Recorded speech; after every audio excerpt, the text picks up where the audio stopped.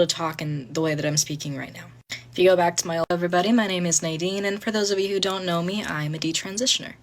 I was placed on testosterone really rapidly with little to no psychological evaluation at the age of 15 years old. You probably wouldn't be able to tell that just by looking at me or hearing me talk, but I have done extensive vocal training to be able to talk in the way that I'm speaking right now. If you go back to my older videos, you'll definitely be able to tell. In this video, what I want to talk about is the bad parts of testosterone that the doctors that prescribe you testosterone are not going to tell you about.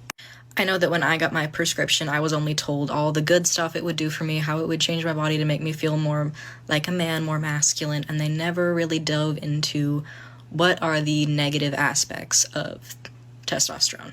And if you're watching this and you are someone who identifies as trans, I want you to know that this isn't an attack against you. I support you in everything that you want to do. I just want you to be educated before you take that next step, because your doctors aren't going to tell you, the trans people on TikTok aren't going to tell you the bad parts. They're just going to tell you, oh, this will change you to be more masculine, it'll make you happier. They're not going to tell you the bad parts.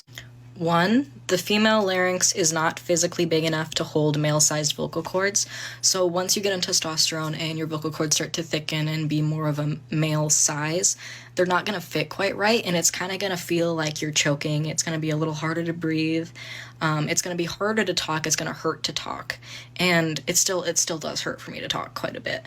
And your singing voice is going to be gone. You're not going to be able to sing at all. Every time you sing, it's just going to crack and hurt, and it's going to break all the time, and it's going to suck. 2, they're going to tell you about bottom growth. They're going to tell you that your clitoris will grow and expand and get bigger, right? But they're not going to tell you that that hurts really bad, and it always will. It's gonna make everything sexual just not feel pleasurable anymore. In fact, it's gonna hurt when someone touches there. If you look at the trans influencer Buck Angel, he went through that. He went into sepsis and almost died from vaginal atrophy. 4, your fertility is most definitely going to be affected if you are on testosterone long term. So if having children is something that you want in your future, definitely take it into consideration that if you get on testosterone and you're on it for long enough, you're probably not going to be able to have children. 5, being on testosterone for a long time can cause a lot of issues with your urinary tract and your bladder, and you're going to lose control of your bladder. You're probably going to pee yourself a lot. You're going to have to pee a lot more often. Little example of this, when I was with Chloe Cole, she was having to go to the bathroom a lot because of how long she was on testosterone for.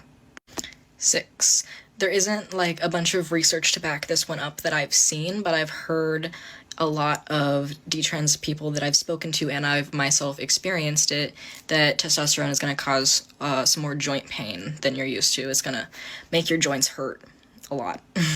I don't know what the science is behind that. There isn't a lot of research done into that, but that's something that I've seen and experienced myself. There's probably more that I'm forgetting, but those are the